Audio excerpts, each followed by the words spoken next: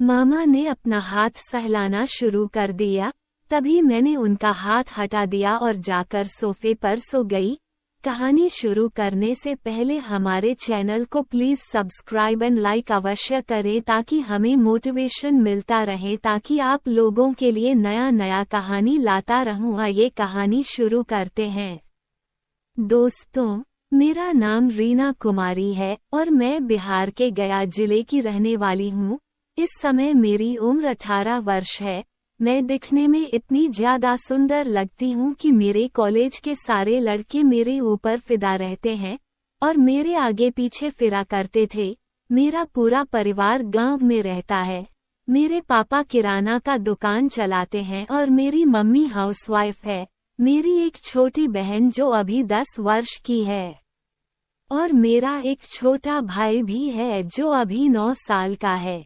ये बात मई जून के महीनों की है, जब मेरी कॉलेज की छुट्टी थी और तभी हमारे मामा के यहाँ शादी थी। तो पापा ने मुझे और मेरी बहन को 1 महीना पहले ही नानी के यहाँ भेज दिया था, तो हम लोग वहाँ चले गए।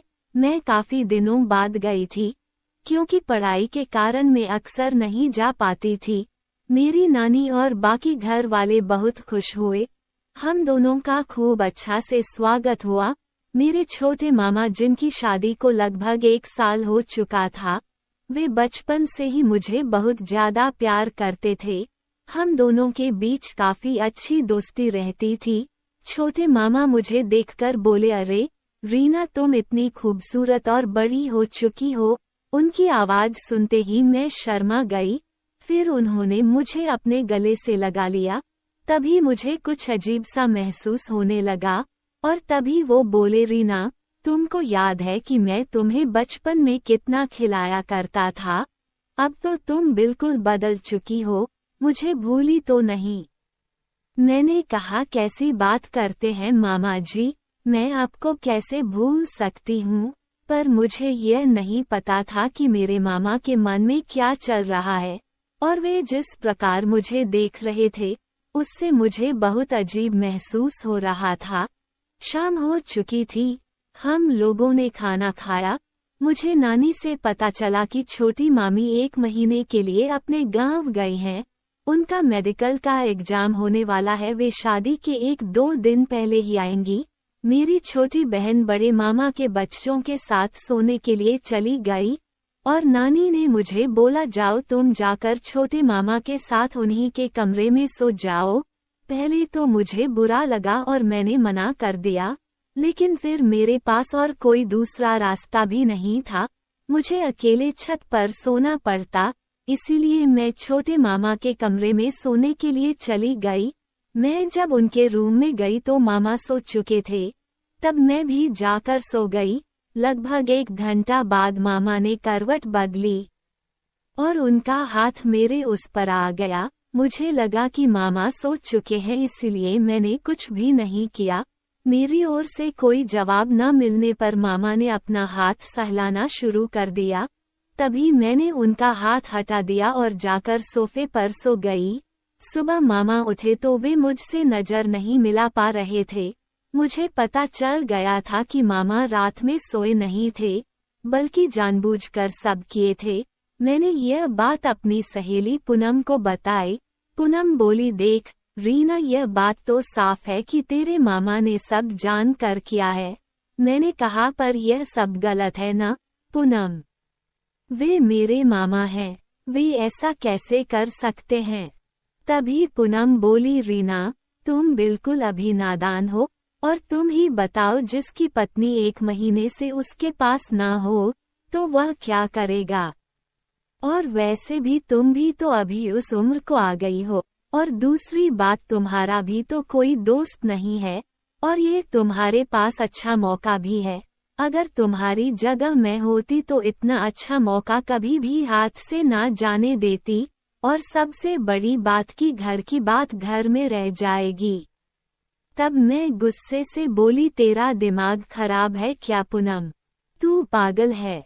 वे मेरे मामा हैं और यह सब गलत है। फिर मैंने फोन काट दिया, लेकिन मुझे पूनम की बातें याद आ रही थी। फिर हम लोगों ने खाना खाया और फिर मैं अपनी मासियों के साथ घूमने के लिए मार्केट चली गई। हम लोगों ने शॉपिंग की और फिर लगभग 3 बजे मार्केट से लौटे। मेरे छोटे मामा बैठकर टीवी देख रहे थे। जब मैंने देखा तो मेरे छोटे मामा मुझे देख रहे थे। मेरी नजरें मिलते ही उन्होंने अनदेखा करते हुए टीवी पर देखने लगे। फिर हम लोगों ने कुछ खाना वाना खाया और टहलने के लिए पार्क में चले गए। उस समय छोटे मामा मेरे साथ गए थे। उन्होंने बोला चलो मैं तुमको योगा सिखाता हूँ। फिर उन्होंने मुझे कुछ अलग अलग स्टेप सिखाए। फिर हम लोगों ने वहीं पर कुछ आराम किया और घर आ गए। तब तक रात भी हो चुकी थी।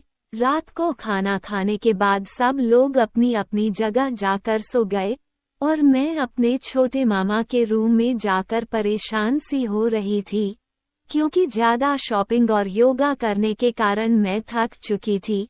मेरी कमर में दर्द हो रहा था। उस समय लगभग रात के 11 बज चुके थे और सब लोग सो चुके थे। कुछ देर बाद छोटे मामा रूम में आए तो मुझसे पूछने लगे कि क्या हुआ, अभी तक सोई नहीं।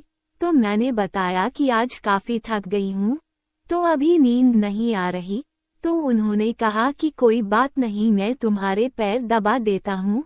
मैंने बहुत मना किया लेकिन मामा नहीं माने। फिर उन्होंने काफी समय तक मेरे पैर दबाए।